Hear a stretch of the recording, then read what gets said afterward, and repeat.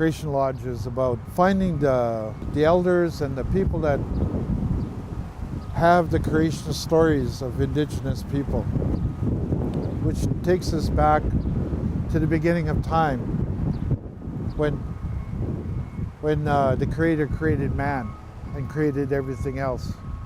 Different than the Bible stories. These are Indigenous stories.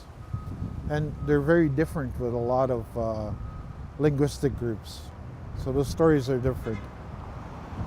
So the church was the one who saw the beauty of what was here and got scared of it.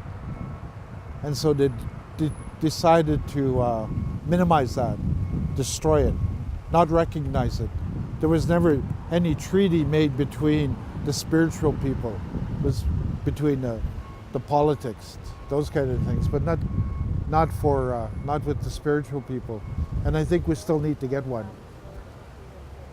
However, my thing is to go back and bring those stories to the city, share them with the Indigenous people here and whoever else wants to listen to the beauty of that story, because the story is it speaks to language, it speaks to place, it speaks to names of everything, the trees, the stars. They all have names, they all have songs.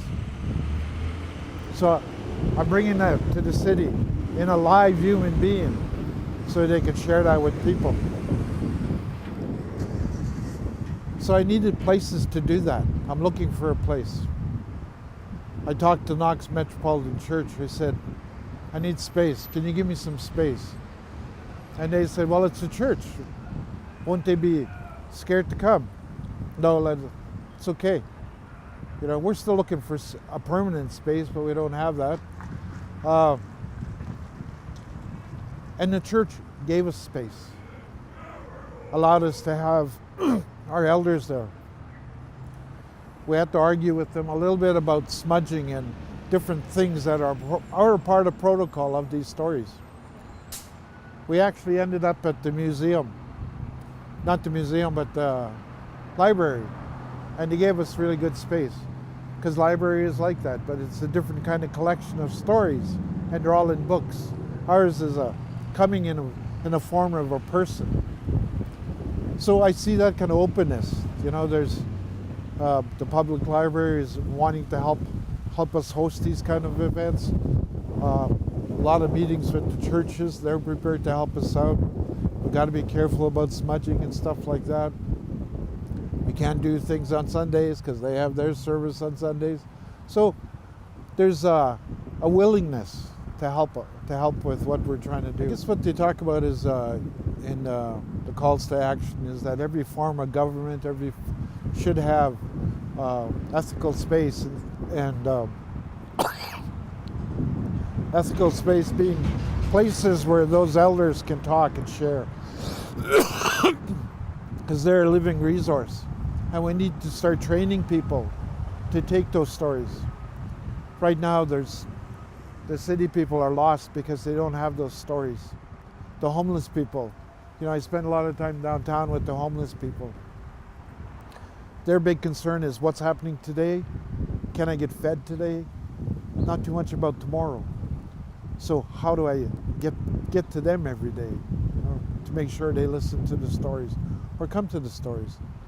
I think I think there should be a space like the Indigenous gathering place that has creation stories. When people walk in, and if they're Soto from Manitoba, they can walk over there and it's there, the story is there. They can listen to somebody tell it, or in whatever medium that story keeper decides it's okay to share. Because right now, they're not prepared to let us videotape it or record it like that. You can write it, but put it to memory. That's yours. How we get them to embrace new technology, I'm not sure. So if they're not prepared to embrace new technology, we need people in the city to identify themselves with their linguistic group and go get that story. And we'll help them get that story. Because how long does it take to learn?